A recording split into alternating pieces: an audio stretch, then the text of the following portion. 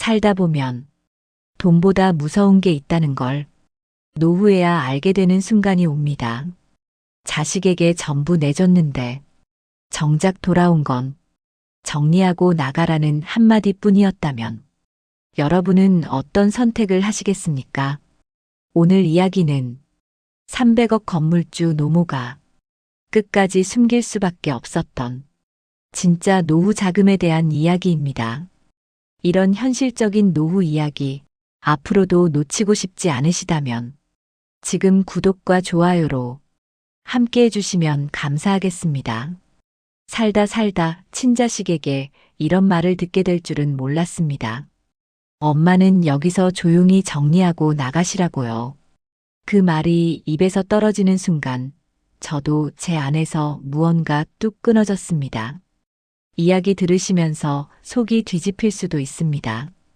그래도 끝까지 들어주시면 왜 제가 끝까지 숨겼는지 알게 되실 겁니다. 구독과 좋아요 한번 눌러주시면 이런 이야기를 더 놓치지 않으실 거예요. 안녕하세요. 저는 올해 70을 훌쩍 넘긴 여자입니다. 이름은 김영희입니다. 사람들은 저를 300억 건물주라고 불렀습니다. 그 말이 틀린 건 아닌데요. 그 말이 제 삶을 전부 설명해 주진 못합니다.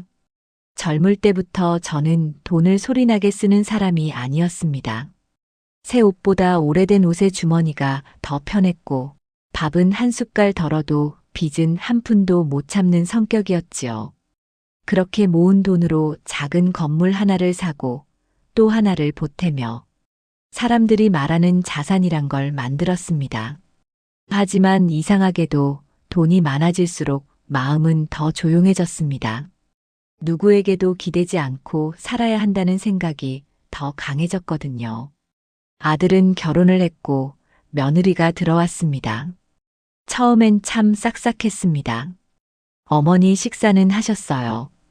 오늘은 제가 해드릴게요. 그 말이 좋아서 저는 괜히 더 양보했습니다. 내가 조금만 참으면 집안이 편하겠지.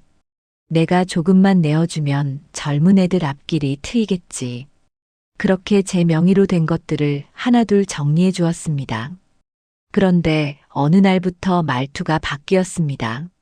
어머니, 이 집은 이제 우리 생활 패턴이 있으니까요. 어머니도 어머니만의 공간으로 가시는 게 좋지 않을까요? 저는 그 말이 참 이상하게 차가웠습니다. 공간이라니요. 저는 사람이었는데요. 그날은 눈이 내리기 시작한 저녁이었습니다. 식탁 위에는 국이 식어가고 아들은 휴대폰만 보고 있었습니다. 며느리는 설거지 소리를 일부러 크게 내더군요. 저는 밥숟가락을 내려놓고 조용히 물었습니다. 너희 요즘 나 불편하니? 아들은 한숨을 쉬더니 마치 오래 준비한 문장처럼 말을 꺼냈습니다. 엄마, 솔직히 말할게요. 우리도 이제 좀 편하게 살고 싶어요. 엄마는 여기서 정리하고 나가시는 게 맞아요.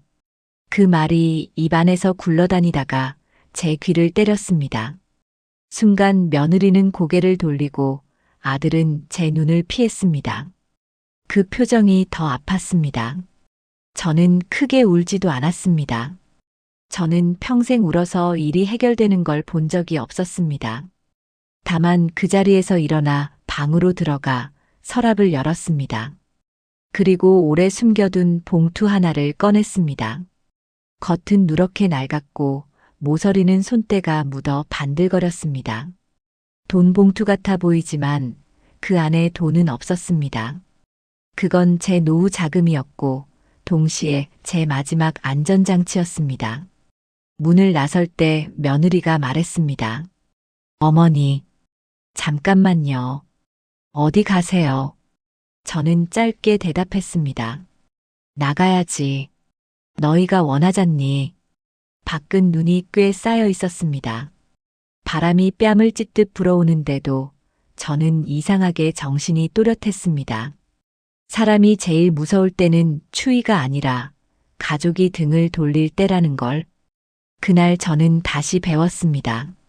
저는 발걸음을 멈추고 가방 속 봉투를 한 번 더 눌러 쥐었습니다. 이걸 지금 꺼내면 저들은 저를 다시 붙잡을 겁니다. 하지만 그게 사랑이라 부를 수 있을까요? 저는 그 답을 알고 싶었습니다. 그래서 저는 일부러 끝까지 숨기기로 했습니다. 눈밭에 남은 제 발자국이 생각보다 깊었습니다. 몸무게 때문이 아니라 마음이 그만큼 내려앉아서였을 겁니다. 집을 나선 뒤 어디로 가야 할지 정해둔 곳은 없었습니다. 그게 더 서러웠습니다. 300억 건물주라는 말 뒤에 갈 곳 하나 없는 노인이 숨어 있었다는 사실이요. 버스 정류장까지 걷는 동안 봉투는 가방 속에서 계속 제 허벅지를 건드렸습니다. 마치 지금이라도 꺼내라고 재촉하는 것처럼 느껴졌습니다. 하지만 저는 고개를 저었습니다. 아직은 아니라고, 지금은 때가 아니라고 스스로를 말렸습니다. 버스에 올랐을 때 기사님이 목적지를 물으셨습니다. 저는 잠시 멈췄다가 아무데나 가달라고 했습니다. 그 말이 입 밖으로 나오자 가슴이 묘하게 가벼워졌습니다. 아무데나 갈 수 있다는 말은 이제 누구 눈치도 보지 않아도 된다는 뜻이었으니까요. 창밖으로 스치는 불빛들을 보며 지난 시간을 떠올렸습니다. 아들을 키울 때도 저는 늘 뒤로 물러서는 사람이었습니다. 내가 편하면 됐다. 내가 웃으면 됐다. 그렇게 살면 나중에라도 돌아봐 주겠지라는 어리석은 기대를 품고 살았던 것 같습니다. 버스가 종점에 섰을 때 저는 작은 여관 앞에 내렸습니다. 간판 불빛이 희미했고 문은 오래된 나무 문이었습니다. 이상하게도 그 모습이 제 마음과 닮아 보였습니다. 주인은 제 나이를 보고는 아무 말 없이 방 열쇠를 내주었습니다. 그 침묵이 고마웠습니다. 방에 들어서자 냄새가 먼저 코를 찔렀습니다. 오래 묵은 이불 냄새와 습기가 섞인 냄새였습니다. 하지만 저는 그 위에 조용히 앉아 가방을 열었습니다. 봉투를 꺼내 무릎 위에 올려두었습니다. 겉보기엔 초라했지만 그 안에는 제 인생이 정리되어 있었습니다. 사람들은 노후 자금이라 하면 숫자를 떠올립니다. 통장 잔고, 건물 시세, 이자, 계산 같은 것들이지요. 하지만 저는 달랐습니다. 제가 준비한 건 돈이 아니라 언제든 스스로를 증명할 수 있는 기록들이었습니다. 그걸 꺼내는 순간 저는 보호받는 노인이 됩니다. 하지만 꺼내지 않으면 저는 선택받지 못한 존재로 남습니다. 그날 밤 저는 거의 잠을 이루지 못했습니다. 천장을 보며 한 가지 질문만 되뇌었습니다. 저들이 다시 연락해 온다면 그건 나를 걱정해서일까요? 아니면 봉투가 궁금해서일까요? 새벽녘에 휴대폰이 울렸습니다. 아들 이름이 화면에 떴습니다. 저는 받지 않았습니다. 그 선택 하나로 제 인생의 방향이 바뀌고 있다는 걸 이미 느끼고 있었기 때문입니다. 전화가 멎은 방 안은 이상하리만큼 조용했습니다.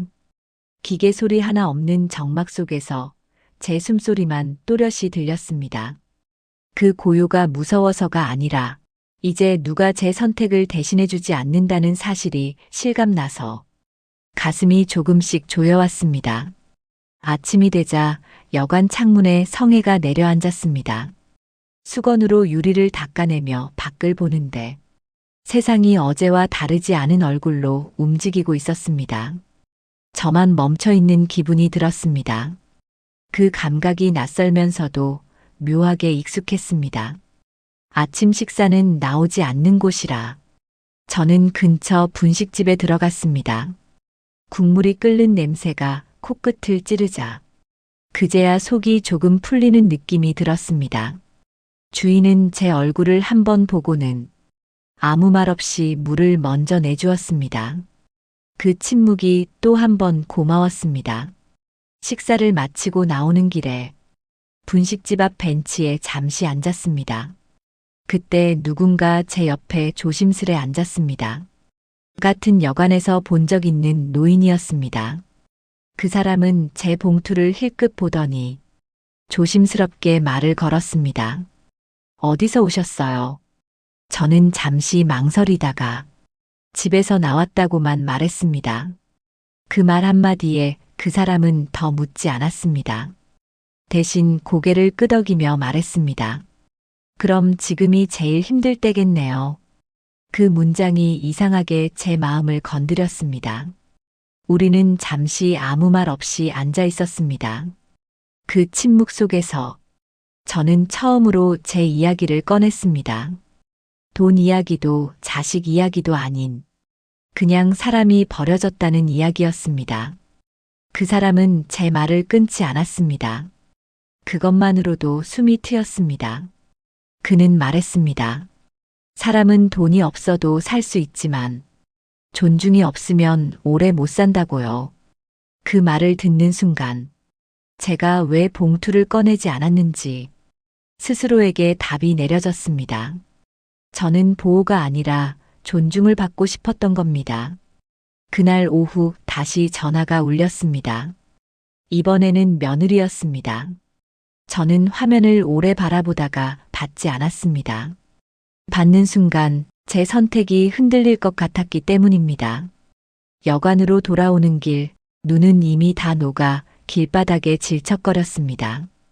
발걸음이 무거웠지만 이상하게 마음 한구석은 단단해지고 있었습니다.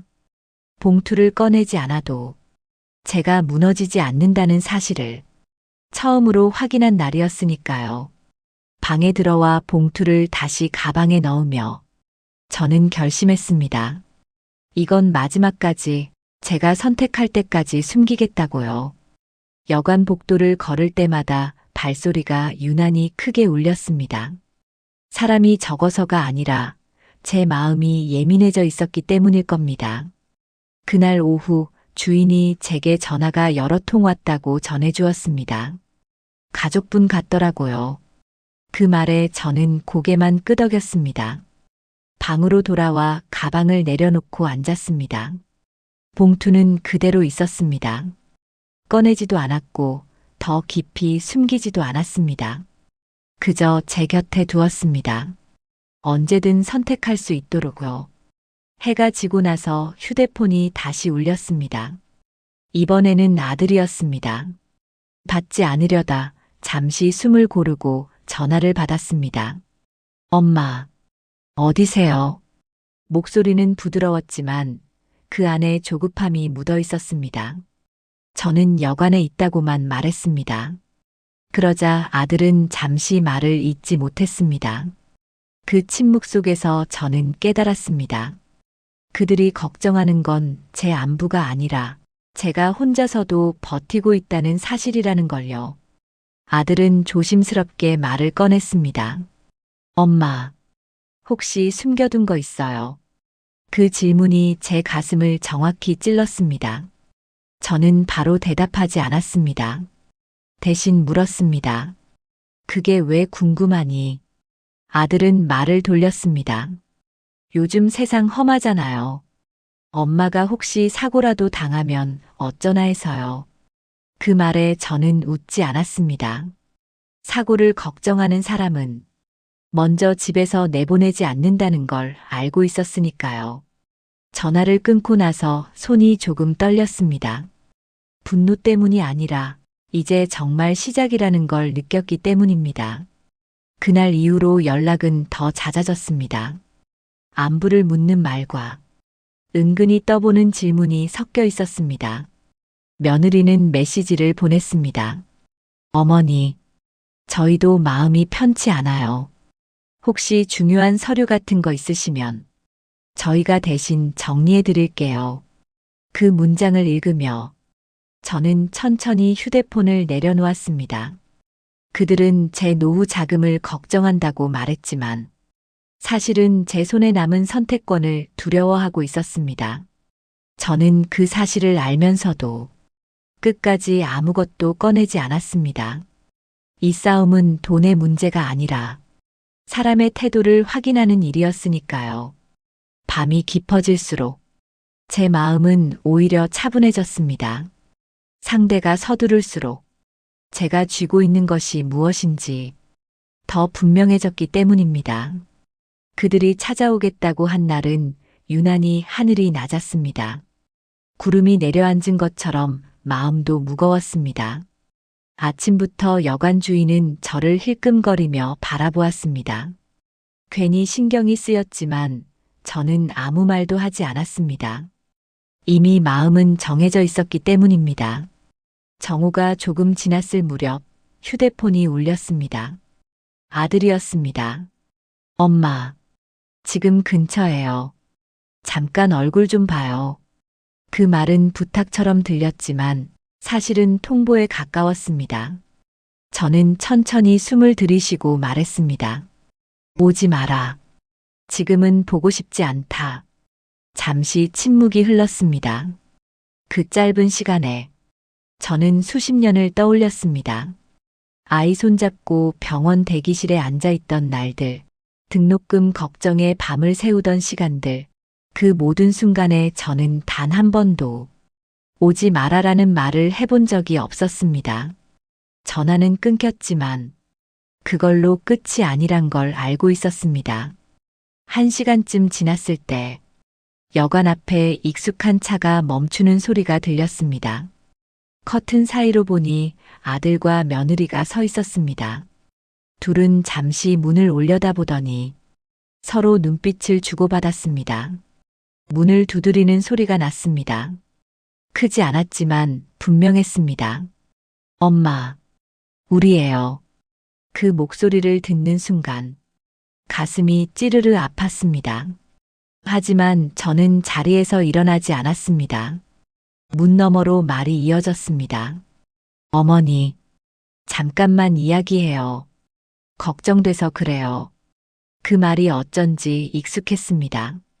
걱정이라는 말 뒤에 항상 요구가 따라왔다는 걸 저는 이미 알고 있었습니다. 저는 문에 기대어 낮게 말했습니다. 돌아가라. 지금은 이야기할 때가 아니다. 그 말에 며느리는 숨을 고르는 소리가 들렸고 아들은 조급해진 목소리로 말했습니다. 엄마, 이러지 마요. 우리 가족이잖아요. 그 문장을 듣는 순간 저는 처음으로 분명히 느꼈습니다.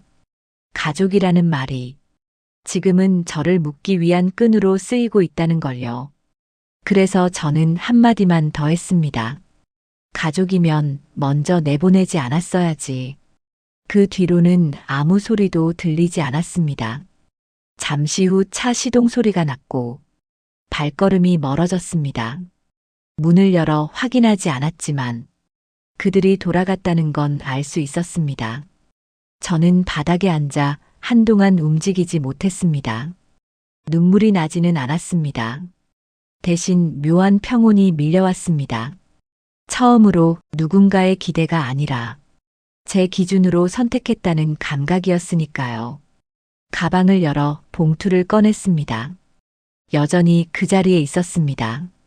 저는 그걸 다시 접어넣으며 속으로 말했습니다. 아직은 아니다. 이건 끝에 가서 쓰는 거다. 그날 이후로 연락은 뚝 끊겼습니다. 전화도 메시지도 없었습니다. 처음 며칠은 귀가 쓸쓸했습니다. 벨이 울리지 않는 휴대폰을 자꾸만 들여다보게 됐습니다. 하지만 시간이 지나자 그 고요가 조금씩 숨을 쉬게 해주었습니다. 아침에 눈을 뜨면 누군가의 눈치를 먼저 살피지 않아도 됐습니다. 밥을 먹을지 말지, 어디로 갈지, 오늘을 어떻게 보낼지 전부 제가 정했습니다. 그 단순한 일이 이렇게 오래 걸릴 줄은 몰랐습니다. 여관 주인은 제 얼굴을 보더니 장기 투숙으로 바꿔주겠다고 했습니다. 괜히 부담될까봐 사양하려다 그냥 고맙다고 말했습니다. 그 말 한마디가 요즘 들어 가장 편하게 나왔습니다. 낮에는 근처 도서관에 갔습니다. 신문을 읽고 사람들 사이에 앉아 조용히 시간을 보냈습니다. 아무도 저를 설명하지 않았고 아무도 제 과거를 묻지 않았습니다. 그 무관심이 이상하게도 존중처럼 느껴졌습니다. 그 사이에도 머릿속에서는 계속 계산이 돌아갔습니다.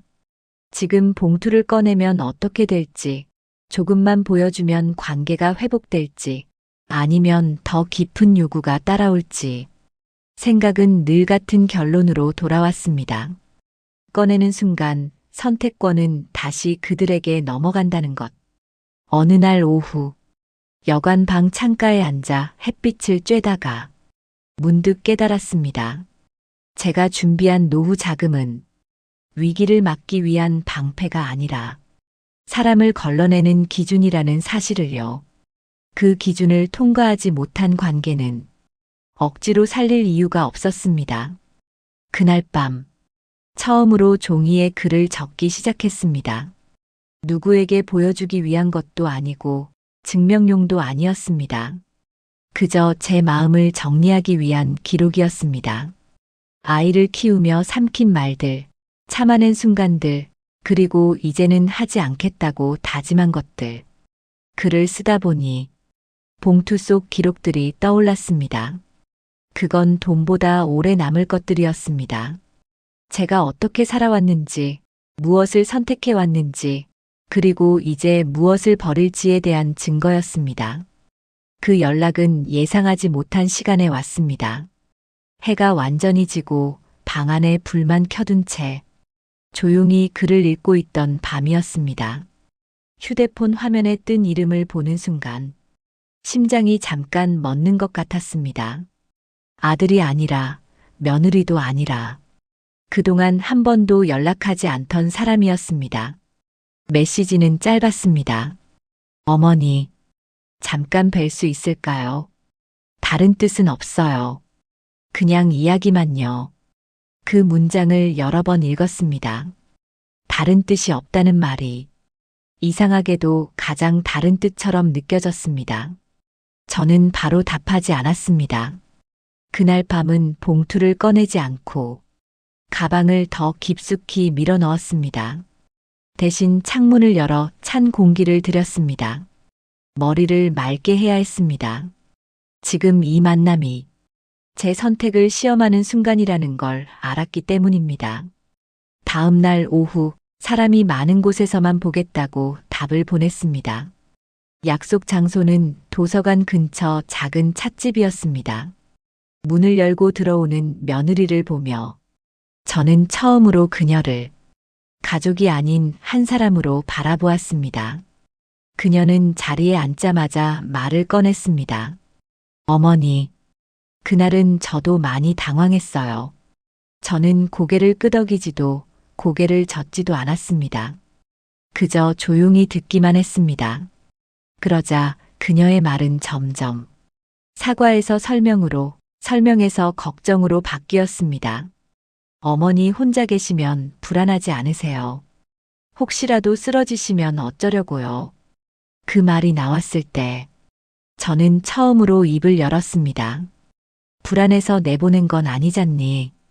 그 한마디에 그녀의 시선이 흔들렸습니다. 잠시 침묵이 흘렀습니다. 그 틈에서 저는 느꼈습니다. 이 만남의 목적이 저를 모시기 위한 것도 관계를 회복하기 위한 것도 아니라는 걸요. 그녀는 결국 묻고 싶어 했습니다. 어머니가 아직 쥐고 있는 게 무엇인지. 저는 그 질문에 답하지 않았습니다. 대신 찻잔을 내려놓고 말했습니다. 지금은 아무것도 꺼낼 생각이 없다. 그 말은 선언이었습니다. 조건이 충족되기 전까지는 어떤 것도 열리지 않는다는 뜻이었습니다. 찻집을 나서며 저는 봉투가 가방 안에서 전보다 더 무거워졌다는 걸 느꼈습니다. 무게가 늘어난 게 아니라 결심이 단단해졌기 때문이었습니다. 그날은 이상하리만큼 평범하게 시작됐습니다. 아침 햇살이 창문 틈으로 들어왔고 여관 복도에서는 청소하는 소리가 들렸습니다. 아무 일도 일어나지 않을 것 같은 하루였습니다. 그래서 더 분명하게 느꼈습니다. 오늘이 끝이라는 걸요. 휴대폰이 울렸습니다. 이번에는 아들이었습니다. 목소리는 이전과 달랐습니다. 서두르지도 않았고 감정도 숨기지 않았습니다. 엄마, 오늘은 좀 이야기해야 할 것 같아요. 저는 짧게 대답했습니다. 그래. 오늘은 내가 할 말이 있다. 약속 장소는 처음 며느리를 만났던 그 찻집이었습니다. 이번엔 셋이 함께 앉았습니다. 어색한 공기 속에서 저는 가방을 열어 봉투를 꺼냈습니다. 그 순간 두 사람의 눈빛이 달라졌습니다. 기대와 두려움이 동시에 섞여 있었습니다. 저는 봉투를 테이블 위에 내려놓았지만 바로 열지는 않았습니다. 그리고 말했습니다. 이 안에 돈은 없다.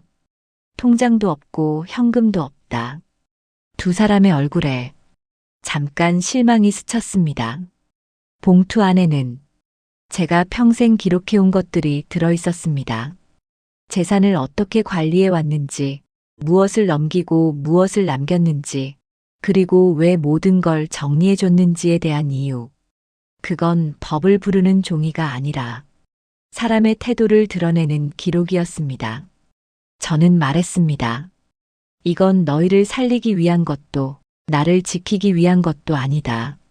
내가 누구인지 잊지 않기 위해 남겨둔 거다. 그 말에 아들은 고개를 숙였고 며느리는 아무 말도 하지 못했습니다. 저는 봉투를 다시 접어 가방에 넣었습니다. 그리고 마지막으로 말했습니다. 나는 돌아가지 않는다. 하지만 완전히 끊지도 않겠다. 관계는 돈으로 다시 붙이는 게 아니라 태도로 다시 시작하는 거니까. 그날 이후 저는 작은 집으로 옮겼습니다. 누구의 소유도 아닌 제 이름으로 계약한 공간이었습니다. 아들은 가끔 안부를 묻습니다. 예전처럼 당연하게 굴지는 않습니다. 이제 저는 압니다. 제 노후 자금의 정체는 300억도 봉투도 아니었습니다. 끝까지 선택권을 쥐고 제 삶을 제 손으로 마무리할 수 있다는 확신. 그게 제가 숨겨온 전부였습니다. 이 이야기를 끝까지 들으셨다면 아마 느끼셨을 겁니다. 노후를 지키는 건 재산의 크기가 아니라 선택권을 놓지 않는 태도라는 걸요. 혹시 지금도 누군가에게 전부를 맡긴 채 불안한 마음으로 하루를 버티고 계시다면 이 이야기가 작은 기준이 되길 바랍니다. 앞으로도 돈보다 관계, 관계보다 선택을 이야기하는 노후 사연을 계속 전해드리겠습니다. 다음 이야기도 함께 하시려면 구독과 좋아요로 제 곁에 남아주세요.